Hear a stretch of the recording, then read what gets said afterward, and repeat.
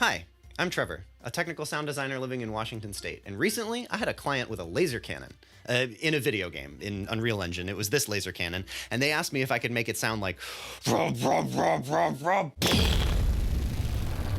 And I said, sure, we'll make a meta sound for it.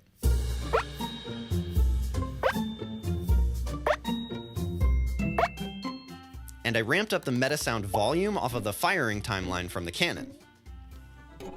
But then my client wanted to make sure that you could only hear the cannon charging up while you're inside of the loading room or flying through the barrel.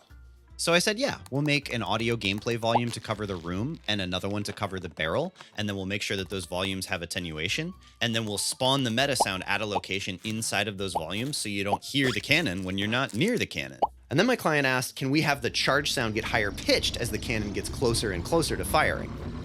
So I said, yeah, and I hooked up the pitch of the meta sound to the firing timeline, and I also connected part of the charge sound to the lights for good measure. And then my client asked, can we have the cannon fire sound be so overwhelming that it ducks out all of the other audio, including the soundtrack? And I said, yeah, we'll just set up a submix for the music and another one for the cannon and put some sidechain compression on the music submix, and then we'll drive that compression using an audio bus writer from the cannon fire sound effect. Oh, and then we can add that ducking effect to any other submix that we want to.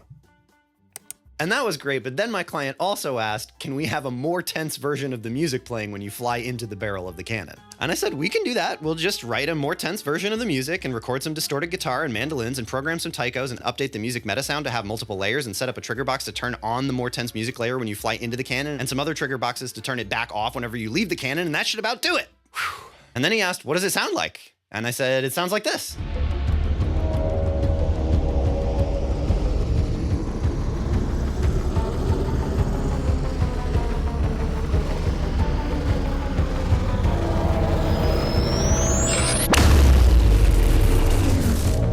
Pretty neat, right? Well, I'm just getting warmed up. See, this game also has a battery puzzle. Whenever you place a battery, it makes another thing in the level power up, like a door or a light. And I want the battery to make a sound, but I also want the thing that gets powered up to make a sound so the player knows where to look for it. Now, the batteries use a blueprint component to turn on or off an array of receiver objects, and it wouldn't be too hard to create another array of sounds and spawn them based on the battery's index of receiver objects. But I happen to know that one of the levels in this game has like a jillion batteries, and we don't want someone to have to go through and designate an array of sounds for every single battery in the level. And putting all of that functionality inside of the blueprint component that toggles on or off everything in the game would create way too much dependency.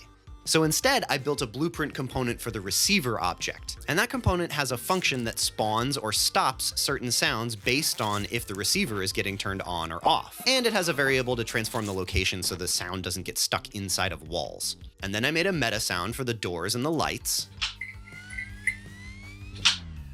And now if you turn on a light or a door, you know where to go find it because it sounds like a light or a sci-fi door. Now, doors and lights are great, but I also want a natural gas line to sound like a natural gas line, because players will have to follow along with a series of tubes in order to find switches that burn certain obstacles.